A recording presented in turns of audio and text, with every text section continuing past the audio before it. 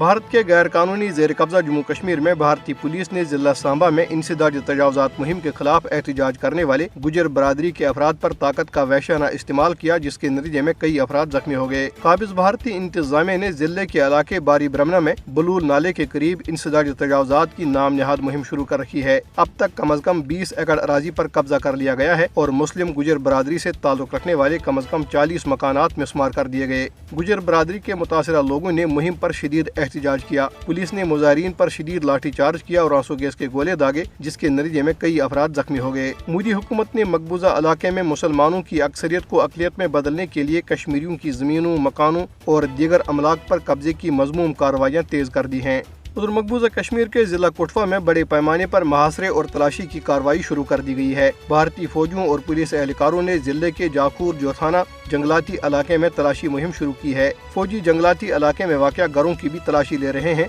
और मुकीनों को हरासा कर रहे हैं। खानदानों के आलमी दिन पर जारी की गई एक रिपोर्ट में कहा गया है कि भारत के गैर कानूनी जेर कब्जा जम्मू कश्मीर में कश्मीरी खानदान 1947 से जारी भारतीय रियासती दहशत गर्दी की वजह से सख्त मसाइल और मुश्किलात का शिकार हैं। रिपोर्ट में कहा गया है कि भारत ने जम्मू कश्मीर पर अपना गैर कानूनी कब्जा बरकरार रखने के लिए वहाँ 10 लाख से जायद फोर्सेज एहलकार तैनात कर रखे हैं और मकबूजा इलाका इस वक्त दुनिया का सबसे बड़ा फौजी तैनाती वाला खत्ता बन चुका है।